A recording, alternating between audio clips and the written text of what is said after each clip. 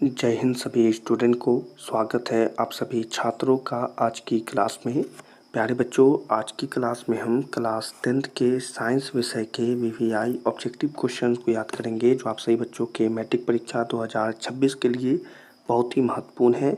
तो बच्चों, अगर आपके भी क्लास 10th में साइंस विषय है तो सभी छात्र क्लास को अच्छे से देखिएगा और अंत तक जरूर देखिएगा। ये सभी क्वेश्चन आप सभी बच्चों के मैट्रिक फाइनल परीक्षा 2026 के लिए बहुत ही इम्पॉर्टेंट है।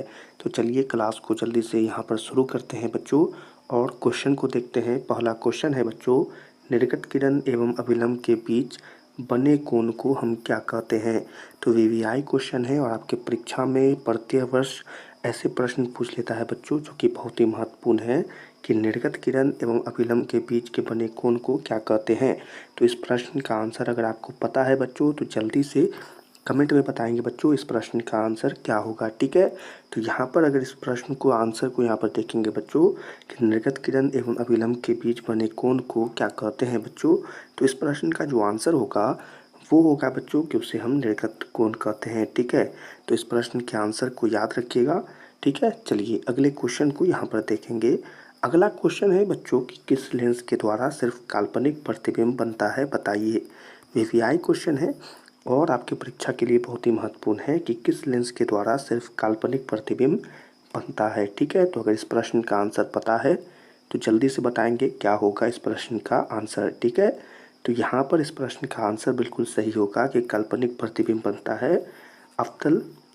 ठीक है, तो अवतल लेंस से। ठीक है बच्चों, तो यहाँ पर याद रखना है आंसर क्या होगा कि अवतल लेंस से काल्पनिक प्रतिबिंब बनता है। ठीक है, चलिए अगले क्वेश्चन को यहाँ पर देखेंगे बच्चों। तो अगला प्रश्न है कि काल्पनिक प्रतिबिंब कैसा होता है। वीवीआई क्वेश्चन है कि काल्पनिक प्रतिबिंब कैसा होता है। तो जल्दी से इस प्रश्न का आंसर बताएंगे क्या होगा। ठीक है, तो काल्पनिक प्रतिबिंब कैसा होता है बच्चों, तो यह सीधा होता है। सभी बच्चों को याद रखना होगा, यह कैसा होता है बच्चों, तो यह सीधा होता है। ठीक है, तो याद रखिएगा। चलिए अगले क्वेश्चन को यहाँ पर देखेंगे। अगला प्रश्न है, सर्च लाइट का परावर्तक सतह क्या होता है। क्वेश्चन है कि सर्च लाइट का परावर्तक सतह क्या होता है। ठीक है, तो इस प्रश्न का आंसर जल्दी से बताएंगे क्या होगा कि सर्च लाइट का परावर्तक सतह क्या होता है। तो बच्चों अवतल होता है। ठीक है, तो आपको क्या याद रखना है, क्या होता है, अवतल होता है। सही बच्चों को याद रखना होगा, अवतल इस प्रश्न का आंसर होगा। चलिए अगले क्वेश्चन को यहाँ पर देखेंगे। अगला प्रश्न है, एक उत्तल लेंस की क्षमता 1 डायोप्टर है तो उस लेंस की फोकस दूरी क्या होगी। ठीक है, तो वीवीआई प्रश्न है कि एक उत्तल लेंस की क्षमता 1 डायोप्टर है तो उस लेंस की फोकस दूरी क्या होगी। ठीक है, तो इस प्रश्न का आंसर यहाँ पर क्या होगा बच्चों, देखें यहाँ पर बिल्कुल सही आंसर होगा +100 सेंटीमीटर। ठीक है, तो +100 सेंटीमीटर इस प्रश्न का आंसर है और सही बच्चों को याद रखना है। ठीक है, चलिए अगले क्वेश्चन को यहाँ पर देखेंगे कि दाढ़ी बनाने में कौन सा दर्पण का उपयोग होता है। वीवीआई क्वेश्चन बहुत ही महत्वपूर्ण, आपके परीक्षा में बहुत बार यह प्रश्न आता है कि दाढ़ी बनाने में कौन सा दर्पण का उपयोग होता है। ठीक है, तो इस प्रश्न का आंसर अगर पता है तो जल्दी से बताएंगे बच्चों कि इस प्रश्न का आंसर क्या होगा। तो इस प्रश्न का आंसर होगा बच्चों अवतल दर्पण का उपयोग होता है। ठीक है, तो सभी को याद रखना होगा।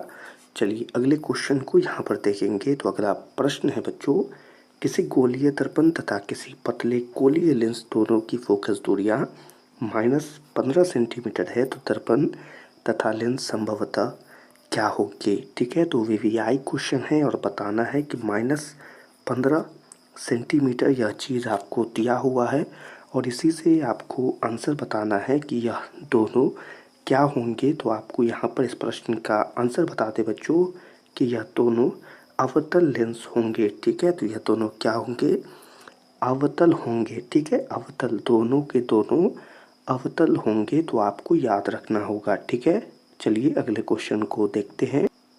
अगले क्वेश्चन को यहाँ पर देखेंगे बच्चों। तो अगला प्रश्न है कि गोलीय दर्पण में फोकसांतर एवं वक्रता त्रिज्या के बीच क्या संबंध होता है। ठीक है, तो वीवीआई प्रश्न है कि गोलीय दर्पण में फोकसांतर एवं वक्रता त्रिज्या के बीच क्या संबंध होता है। तो इस प्रश्न का आंसर जल्दी से बताएंगे अगर आपने यह चीज़ पता है बच्चों तो जल्दी से बताएं इस प्रश्न का आंसर क्या होगा। तो यहाँ पर इसके बीच संबंध होता है बच्चों r बराबर 2f। ठीक है, तो इस प्रश्न का आंसर याद रखना है r बराबर 2f इस प्रश्न का आंसर होगा। चलिए अगले क्वेश्चन को यहाँ पर देखेंगे। तो अगला प्रश्न है उत्तल लेंस में बना प्रतिबिंब कैसा होता है। ठीक है, तो वीवीआई क्वेश्चन है बच्चों के लिए। उत्तल लेंस में बना प्रतिबिंब कैसा होता है और इस प्रश्न का आंसर जल्दी से कमेंट में बताएंगे बच्चों क्या होगा। ठीक है, तो यहाँ पर इस प्रश्न का आंसर होगा कि वास्तविक और उल्टा होता है उत्तल लेंस से बना प्रतिबिंब। ठीक है, तो वास्तविक और उल्टा सभी को याद रखना है। अगले क्वेश्चन को यहाँ पर देखेंगे। तो प्रश्न है कि सोलर कुकर में प्रयोग किया जाता है। तो सोलर कुकर में किस चीज़ का प्रयोग किया जाता है, यह प्रश्न आपसे पूछा जा रहा है। इस प्रश्न का आंसर जल्दी से बताएंगे। तो सोलर कुकर में अवतल दर्पण का प्रयोग किया जाता है। ठीक है बच्चों, अवतल दर्पण इस प्रश्न का आंसर होगा और सभी को याद रखना है। अगले क्वेश्चन को यहाँ पर देखेंगे बच्चों। अवतल दर्पण के मुख्य फोकस पर रखे बिंब का प्रतिबिंब की स्थिति क्या होगी। ठीक है, तो वीवीआई क्वेश्चन है। अगर आपने इस प्रश्न को पढ़ा है तो इसका आंसर बताएंगे कि अवतल दर्पण के मुख्य फोकस पर रखे बिंब का प्रतिबिंब का स्थिति क्या होगा। ठीक है, अच्छा क्वेश्चन है और इस प्रश्न का आंसर जल्दी से बताएंगे। तो बच्चों यहाँ पर इस प्रश्न का जो आंसर है वो होगा कि वह अनंत पर होगा। ठीक है, तो आपको याद रखना होगा क्या होगा आंसर। आंसर होगा कि वे अनंत पर होंगे। ठीक है, चलिए अगले क्वेश्चन को यहाँ पर देखेंगे बच्चों। तो अगला क्वेश्चन है कि मोटे लेंस की आवर्धन क्षमता क्या होती है। बहुत ही अच्छा क्वेश्चन। ठीक है, परीक्षा में भी पूछ लेता है कि मोटे लेंस की आवर्धन क्षमता क्या होती है। ठीक है, तो इस प्रश्न का आंसर अगर आपको पता है तो जल्दी से बताएंगे कि मोटे लेंस की आवर्धन क्षमता क्या होती है। तो प्रश्न का आंसर होगा बच्चों कि अधिक होती है। ठीक है, तो आपको याद रखना होगा इस प्रश्न के आंसर को। चलिए अगले क्वेश्चन को यहाँ पर देख लेते हैं। प्रश्न है अवतल दर्पण के ध्रुव और मुख्य फोकस के बीच रखे बिंब का प्रतिबिंब की प्रकृति क्या होती है। तो वीवीआई क्वेश्चन है, बहुत ही अच्छा क्वेश्चन है और इसका आंसर जो है बच्चों वो होगा कि आभासीय एवं सीधा इस प्रश्न का आंसर होगा। ठीक है, तो आपको याद रखना है कि अवतल दर्पण के ध्रुव और मुख्य फोकस के बीच रखे बिंब का प्रतिबिंब की प्रकृति कैसी होती है, आभासीय एवं सीधा।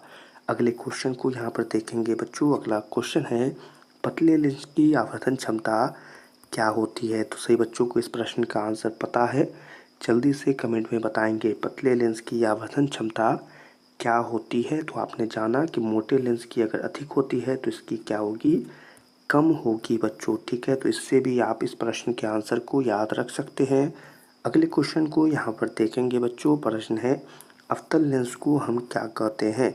वीवीआई प्रश्न है और परीक्षा में आता है कि अवतल लेंस को हम क्या कहते हैं। तो आपको इस प्रश्न का आंसर याद रखना होगा कि हम अवतल लेंस को अपसारी लेंस भी कहते हैं बच्चों। ठीक है, तो अपसारी लेंस भी कहा जाता है अवतल लेंस को। ठीक है, चलिए बच्चों इसी आंसर के साथ आज की इस क्लास को यहीं पर समाप्त करते हैं। प्यारे बच्चों, क्लास में पढ़ाए गए यह प्रत्येक क्वेश्चन बहुत ही महत्वपूर्ण है, इम्पोर्टेंट है, तो सभी छात्र इसे ज़रूर याद कर लीजिएगा। ठीक है, और इस क्वेश्चनों को 1-2 बार ज़रूर देख लीजिएगा तो आपको याद करने में बहुत आसानी होगी। प्यारे बच्चों, अपने मैट्रिक परीक्षा 2026 के लिए मेहनत अभी से जारी रखिए, क्योंकि आप जितनी अच्छी मेहनत करेंगे आपको मैट्रिक में उतने ज़्यादा नंबर प्राप्त होंगे। तो चलिए आज की क्लास को यहीं पर समाप्त करते हैं। तो लाइक करें और अपने मैट्रिक परीक्षा 2026 के लिए चैनल को ज़रूर सब्सक्राइब करें। सभी छात्रों से मिलेंगे अगली क्लास में, तब तक के लिए आप सभी छात्रों को जय हिंद।